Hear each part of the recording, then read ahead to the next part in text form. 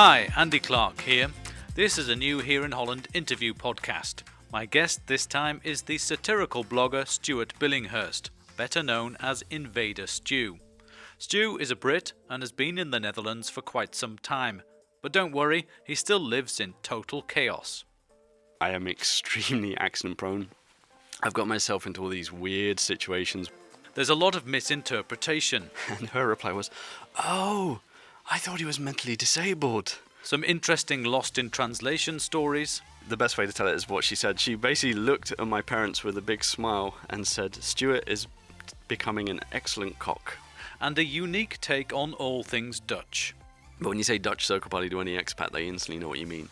Because it's a very organised party. So keep listening for some guaranteed laughs and some peculiar insights. I caught up with Invader Stu in Amsterdam. 1, 2, 1, 2, 1, 2.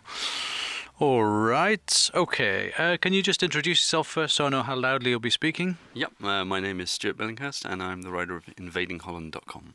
Okay, Stuart, thank you for joining the Here in Holland podcast, the expat podcast aimed at giving internationals the inside track on life in the Netherlands. You run the Invading Holland blog. How did you come up with the name? I already knew that I wanted to write a blog, and I was struggling to come up with a name until there was on television there was this cartoon called Invader Sim. So I kind of stole the name from there, and then it was only later that I kind of thought, once I got a bit established, that maybe calling a blog Invading Holland while living in a country that was once invaded and occupied wasn't maybe the smartest idea, but then I kind of stuck with it as a kind of tongue-in-cheek thing, because really I just kind of accidentally came here, so it's definitely not any kind of invasion. Did you ever get any feedback then on the name, the invading thing? Funny enough, not actually. No one's ever complained about it. I've only ever had one complaint from a Dutch person about my blog, and it wasn't about the name. They just didn't seem to like what I was writing. That's the only time that's ever happened. What's your blog about? It's mainly about my life here in Holland. I kind of have the tagline for it, the story of an accident-prone Englishman living in the Netherlands, because I am extremely accident-prone. I've got myself into all these weird situations with the Dutch and language misunderstandings and things like that. So that's mainly what I write about, and my observations of Dutch and the Dutch culture as well. Can you give an example then of one of those embarrassing situations that your readers found particularly interesting on the blog? There was one that happened a couple of years ago. I was with my wife. I have a Dutch wife, and we were visiting a friend of hers who is also Dutch. And on this particular day, I was determined that I was only going to speak Dutch, because I figured that's the only way I'm ever going to learn. My Dutch isn't that brilliant. So we arrived there. I said hello in Dutch and doing all the greetings in Dutch. And my wife's friend seemed to catch on as well what was happening, so she would respond to me in Dutch as well. And occasionally I wouldn't quite understand something, so they would repeat it very slowly or in more simpler words so I could understand. So I was sort of doing okay. Occasionally I was still zoning out. But then at one point, a friend of my wife's friend that we didn't know showed up as well. And she was sitting there with us. And we're chatting, and occasionally I'm sort of mumbling through in my bad Dutch, and they're repeating things for me in a much slower, much easier way. And this girl, she doesn't know us. And I start to notice she's sort of giving me these kind of sympathetic looks. And I thought, well, she probably knows, that Dutch, it's a very hard language. I'm struggling through it. And the more I talk and the more they're repeating things for me in very basic ways, I know she's looking at me more and more sympathetic. And she's almost starting to look a little uncomfortable. And I sort of realized what's happening. So I decided the next time someone talks to me, I'm going to test my theory. So the next time someone talked to me in Dutch, I replied in English. And she suddenly looked completely shocked. She didn't know what was going on. And my wife caught onto this as well, and she said to him, my man is Engels, which means my husband's English. And her reply was, "Oh, I thought he was mentally disabled." So I'd actually convinced her I was Dutch, but because they had to talk to me in such basic manners and I was replying in such basic manners, she thought I was mentally disabled. Okay, so your best intentions of trying to speak Dutch put you into a strange position. Why did you start the blog in the first place? What was the idea? When did you start it, and why did you start it? I just knew that I wanted to do something on the internet, but I wasn't entirely sure what. And a flatmate of mine got into blog reading. I hadn't even heard of blogging at the time, and he was showing me all these blogs he read, so I got into them. And then I thought, well, this is something I could do, because I had all these crazy stories, not that one yet, but other ones of things, accident-prone things were happening to me that people seemed to enjoy when I was telling them in person. So I thought, I'll create a blog around that and write it. And then the cartoons kind of came into it later as well, and it just grew from there. Okay, because you're a cartoonist as well, or a designer. You work for a famous gaming company in Amsterdam. Are we allowed to name it? Yeah. I work for Guerrilla Games here in Amsterdam, and we're making Horizon Zero Dawn for the PlayStation 4. That is so cool. And we're actually sitting in a soundproofed cinema that you have in your building to show clients the latest games you've developed, which is pretty cool. Yeah, I managed to sneak us both in, so... Okay, we snuck in under the radar, which was the alternative to McDonald's, which is it's got to be going up in the world. Tell me another funny story from your blog. Another funny one, one of the language mix-ups that happened was the first time my wife's parents and my parents met. We weren't married just yet then, but we were all meeting together at her parents' place up in Friesland, where we now live as well. And we decided we were going to cook for them all. So my wife, then girlfriend, we're in the kitchen cooking, and my parents and her parents are sitting around the table nearby together, and they're chatting a little bit. And then my mother-in-law, who can speak a bit of English, but not a whole lot. It's actually got a lot better since she's known me, because she gets to practice more. She wanted to say something in English to my parents about our cooking. Unfortunately, she sort of mixed Dutch and English in a way that is, well, the best way to tell it is what she said. She basically looked at my parents with a big smile and said, "Stuart is becoming an excellent cock." Of course, the Dutch word for cook is kok, K-O-K, but it sounded completely different in English. So my parents, being English, looked completely shocked, like, "What is she saying?" My mum, my wife, just completely fell about laughing, and then she explains to her mum what she'd actually just said, and then she was just horrified, saying, "Oh no, that's not what I meant. That's not what I meant." But that kind of thing happens a lot, and also I make a lot of those mistakes in Dutch as well. Okay, and did your parents survive the shock? Yeah, they've got over it now, and we still take the mickey out of my mother-in-law for that one as well. She's still mortified by it. Okay, that's a good one. We mentioned just briefly a second ago that you're also a cartoonist, and your blog features a character with red hair, ginger hair, and a big beard. That's you. Yeah, that's me. It's a slightly stylized version of me. He has slightly less weight, but it's a cartoon I started drawing when I was in college. Actually, I did these little comic strips of kind of the crazy things me and my friends got up to. And it was only after I'd been writing the blog for a little while that I thought, I can actually use some of those cartoons in the blog as well. And now it's just become such a big part of it, a big part of the identity.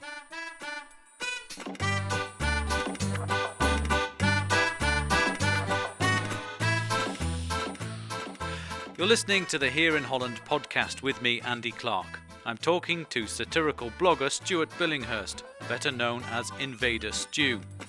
He lives in a world full of chaos, but he kind of likes it that way. In a few minutes, Stu talks about one of his most popular items on the blog. So I have this series of warning signs that you're becoming Dutch, which have done really well. That's coming up in just a minute. First, a shout out to get in touch with me if you have stories to share. Alongside this interview podcast, there's also the story edition, where people share tales of life in the Netherlands.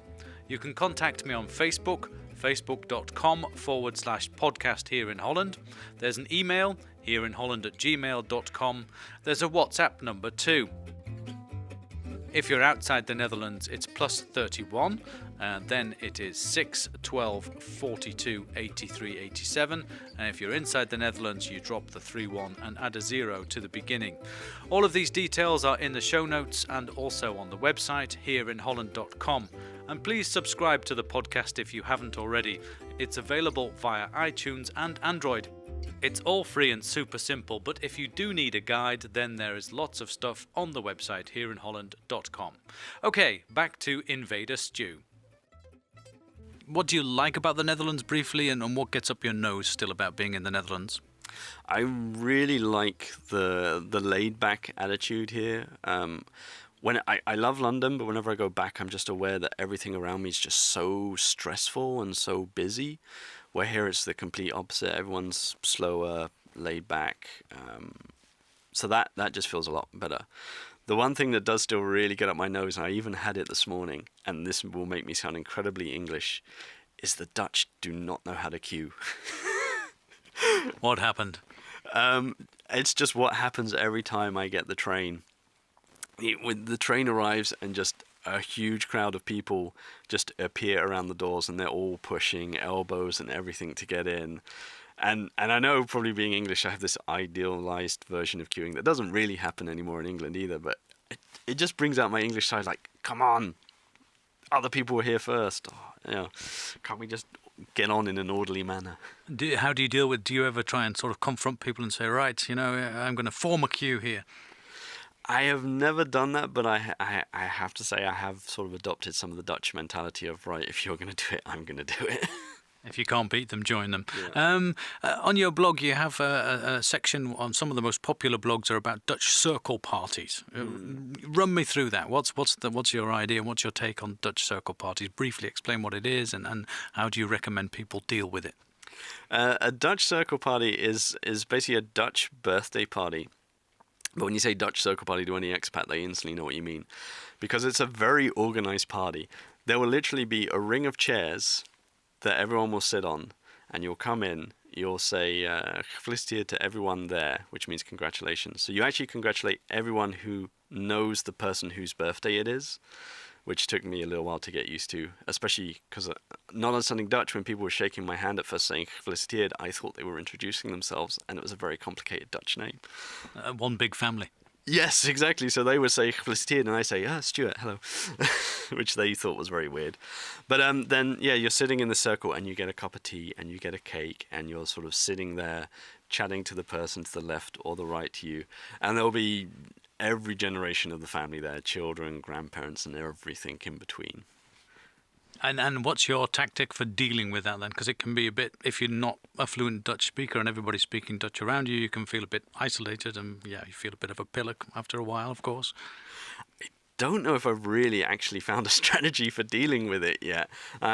Usually I sort of try and find someone I know and I latch onto them. Luckily, in our friend circle, there's a couple of other English husbands, so we usually sort of are sitting together chatting. Because it can be quite stressful when you're the only English one there, and you're sitting in this circle, and at some point, everyone in the room realizes you're English, and they suddenly want to practice their English with you. So just the eyes of the entire room are suddenly on you. So it can be a bit scary to go from being ignored to everyone focusing on you. Do you get comments from Dutch people on your blog? Because you're commenting, obviously, in a funny way, a satirical way about life in the Netherlands. The title of the blog is Invading Holland. Did you get comments from Dutch people? Yeah, I get a lot of comments. Luckily, all positive ones. They really enjoy. I think that's a big thing about the Dutch, actually, about their style of humour. It's slightly similar to the English one in that way as well. They don't mind having the piss taken out of them. They find it funny to see an outsider's view and an opinion of them. And a few of them, actually, with the Dutch circle party thing, they said, "Oh, we never realised that was weird. But yeah, now you point it out. It is kind of strange." I've only ever had one negative comment from a Dutch person, but from the way his comment was written, it was very obvious he didn't really read any of my stuff, or didn't get that it was meant as a joke. He thought. What was the comment then? It was something along the lines of, you very sarcastically, you're being so original, Englishman in Holland, taking the mickey out of the Dutch. Why don't you go back home? And I wasn't even offended by it. I was kind of like, my first negative comment. I sort of feel strangely proud by this. I'm still going to delete it anyway, but must be doing something right. Yeah. Where can people find your blog? They can find my blog at www.invadingholland.com. I'm also on Facebook there. They can find me there. And on Twitter, I'm at Invader_Stu. Right. Okay. What is, if just a final anecdote, maybe a story you could tell us, what is the kind of thing you're most proud of, the blog you think is the funniest or the most successful that you've written, or one that really stands out for you? The thing I've noticed works really well is the kind of stuff that other expats can recognize as because they've had similar experiences, or or the Dutch also kind of recognize that they do themselves. So I have this series of warning signs that you're becoming Dutch, which have done really well. I have things in there like you now consider mayonnaise its own food group because mayonnaise go crazy for Dutch on their fries, and things like you put ice cream sprinkles on your bread because the Dutch have hagelslag, which is a kind of chocolate thing that they put on the bread. So it's all kind of taking the mickey out of normal Dutch habits, but I'm just kind of putting a bit of a spin on them, or kind of looking at like how crazy some of these things are. Things like you own a pair of either an orange fluffy feather boa or an orange cowboy hat or something like that, because of here there's King's Day, which used to be Queen's Day, where the whole country dresses up in kind of novelty orange items. So if you're Dutch, you have one of those items in your cupboard for when that time comes around, and all different kind of things like that. And another thing about the becoming Dutch thing, something that I'm actually quite proud of, was at one time I was talking with a co-worker of mine here about my blog, and I mentioned about being an expat and writing as an expat view, and he just said to me, "No, Stuart, you've been here way too long. You're not an expat anymore. You can't consider yourself an expat." So I said, "Well, okay, then what am I?" And he said, "At this point, you're just a Dutchman who speaks bad Dutch." Well, that's a nice comment. Yeah. Well, I was going to ask you, your wife is Dutch. Yeah. Do you ever get any sort of, critique from her when she thinks, you're maybe going too far with this humour about the Dutch? No, actually. Well, no, there is one. There's always one. Yeah, I have to be very careful of what I say about Sinterklaas. Sinterklaas is considered holy by the Dutch. So, and it's not about Zwarte Piet even, because she sort of she's grown up with it, but she's kind of now seen it through my eyes. So we kind of have a different view of it, but she kind of sees the kind of the view of it that everyone else, non-Dutch people, have as well. But Sinterklaas himself, I have to be very careful about some of the things I say, and I've published a few things where she's been like, that wasn't so funny. Okay. Self-censorship for the best of reasons. Yeah, and funny enough, I try not to censor myself too much, because in the beginning I was also aware my parents were reading this thing, and of course, there's one story I have on there about the one time I tried space cake. I don't do that kind of thing a lot, but I tried it one time, and I was really thinking, should I write this story? Because I know my parents are going to read it, but I just thought, no, I'm not going to edit myself. I'm just going to write it and put it out there, and they thought it was funny as long as I never did it again. They haven't tried it themselves? No, although funny enough, whenever my mum and dad visit, it kind of gives me a small insight into what my dad must have been doing in the 60s, because he always recognizes the smell of weed as we're passing the coffee shops.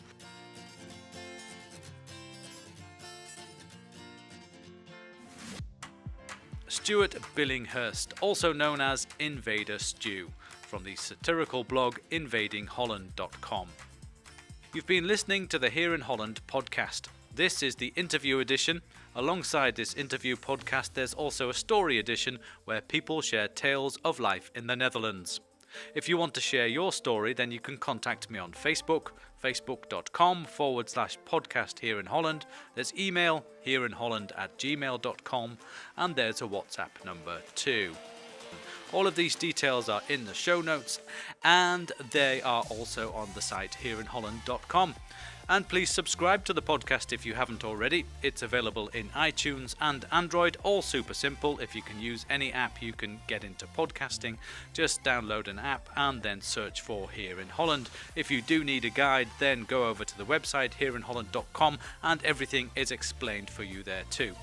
And one last thing, please give me a rating and a review in your podcast app or online, particularly iTunes. I would love to hear what you think. Alrighty, from me, Andy Clark, until next time, and thanks for listening.